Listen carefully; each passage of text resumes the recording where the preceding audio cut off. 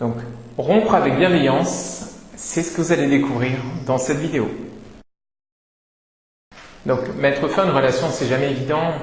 Et plus on va être investi en fait dans cette relation, plus lors de la séparation, en fait, ce sera difficile.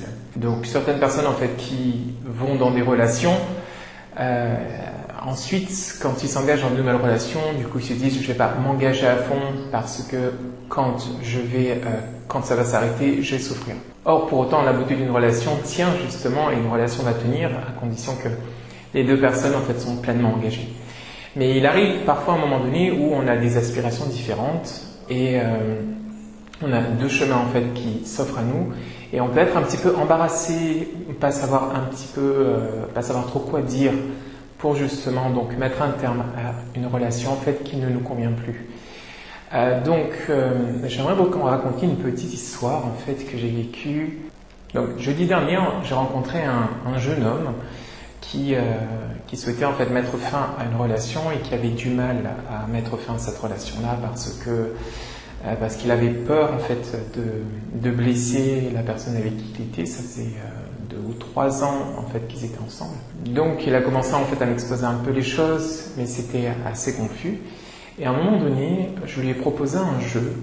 Je lui ai proposé en fait de jouer le rôle en fait de sa petite amie et qu'il puisse me dire les choses telles que ça vient. Parce que très souvent, voilà, on a tellement peur en fait de froisser que cette peur de froisser conduit, si on la laisse exprimer, cette peur de froisser conduit exactement en fait à ce qu'on ne veut pas, c'est-à-dire à froisser la personne. Et ce jeu de rôle en fait a pour but de clarifier un petit peu l'ensemble des émotions en fait qui étaient là chez lui.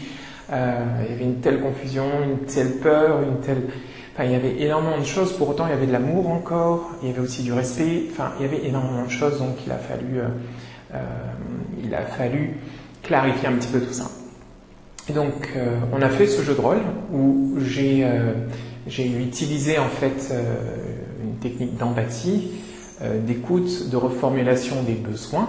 Donc j'ai joué en fait sa petite amie qui était pleine d'empathie, qui était pleine de compréhension à son égard. Et qui était vraiment dans l'écoute de ce que lui avait à dire. Et donc il commence à exprimer un petit peu ce qu'il ressent, ce qui se passe pour lui. Et je reformule en me disant, donc si je te comprends bien,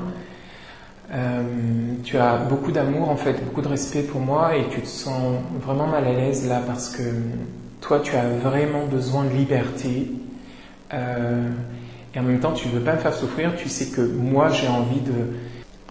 Il m'a bien évidemment donné des éléments d'information pour que je puisse jouer au mieux le rôle de sa petite amie. Donc, ce que j'entends, c'est que toi, ce que tu souhaites, c'est vraiment retrouver en fait une certaine liberté et que tu ne te sens pas de t'engager avec moi qui aspire en fait à construire une relation avec quelqu'un. Et que du coup, par respect pour moi, tu ne souhaites pas en fait t'engager davantage dans la relation. Et je lui ai dit donc à cette personne-là, donc est-ce que c'est bien ça que tu veux me dire? Et puis là, tout d'un coup, j'ai vu les yeux de ce jeune homme en fait s'illuminer. Il y a un sourire en fait, il était très contracté en fait au départ. Et puis tout d'un coup, voilà, il y a eu un sourire en fait sur il y a un sourire en fait sur son visage, ses yeux se sont illuminés et à ce moment-là, spontanément en fait, il m'a dit oui, c'est exactement ça. Il s'est senti compris et entendu. Et spontanément, ce qui s'est passé, c'est que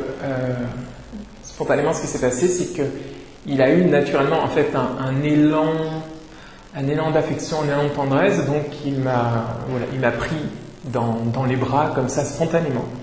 Donc bien évidemment, j'étais un peu gêné, j'avais des pensées mais je suis pas, est-ce qu'il est homosexuel? Je suis pas homosexuel, enfin bref. Donc il y a pas mal de pensées qui sont venues, mais c'est pas le plus important en fait dans tout ça. C'est le plus important en fait dans cette vidéo-là, c'est que grâce à l'empathie, c'est tout à fait possible en fait de pouvoir se séparer dans la paix. Alors bien évidemment, il y aura de la souffrance, ça c'est clair. On ne va pas éviter en fait, on ne va pas éviter la tristesse qui est l'une des étapes du deuil d'une relation. Donc on ne va pas éviter cette étape-là qui est centrale et qui permet en fait d'indiquer qu'il y a un détachement qui se fait petit à petit. Par contre, voilà, les choses peuvent se passer avec beaucoup plus de douceur, beaucoup plus de bienveillance. Donc là, ce qui était vraiment le facteur déclencheur, c'est que chacun, en fait, dans ce jeu de rôle, chacun s'est positionné par rapport à ses aspirations. Donc elle, qui avait envie de construire quelque chose, de bâtir, de s'engager, et lui, qui avait davantage envie de liberté, l'envie de vivre en fait ces expériences à son rythme, et qui n'était pas prêt ou qui n'avait pas envie en fait, ou qui n'avait pas l'élan tout simplement de s'engager avec cette personne-là. Donc sans l'empathie, on aurait assisté à quoi d'après vous? S'il n'y avait pas cette empathie-là, on aurait assisté en fait à ce que je peux entendre de la part d'amis, ce que moi personnellement j'ai pu vivre aussi quand je manquais d'empathie lors de précédentes relations. Donc on va vivre à ce moment-là beaucoup de souffrance, de la rancœur, on va s'exposer à de la colère, on va s'exposer en fait à beaucoup plus de souffrance que nécessaire. Donc accepter que chacun ait sa voix, que chacun ait ses aspirations, qu'à un moment donné chacun puisse avoir des aspirations différentes. Si c'est fait avec énormément d'empathie, alors ce sera beaucoup plus facile à vivre. Quand on communique avec empathie, il y a vraiment une belle connexion, il y a cet amour en fait qui circule en fait entre les deux personnes, il y a cette union en fait qui se fait. Et c'est beaucoup plus facile en fait de se quitter dans la bienveillance, de se quitter dans l'amour et le respect, plutôt que de se quitter en fait dans les tensions, dans l'incompréhension, les malentendus et les tensions. Maintenant, c'est pas ce à quoi on assiste le plus souvent, malheureusement. Je pense que je pense qu'on devrait en fait développer davantage cette capacité d'empathie, et même pour les personnes en fait qui la développent, c'est pas tout à fait acquis parce que c'est pas quelque chose qui, de mon point de vue, hein, bien évidemment, qui est naturel. Et je pense que c'est un besoin qui manque en fait dans nos sociétés où on commence par juger en fait avant de chercher à comprendre le point de vue de l'autre, avant d'entendre et de comprendre. Et je parle de façon générale, mais je m'inclus aussi en fait dans tout ça. Voilà. Si vous avez aimé cette vidéo, n'hésitez pas à la partager.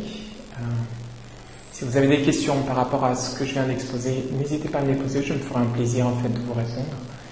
Et sachez aussi que si vous voulez développer vos capacités naturelles d'empathie, il y a des formations en fait qui existent sur l'île. Si vous voulez développer cette capacité d'écoute, cette capacité de pouvoir reformuler,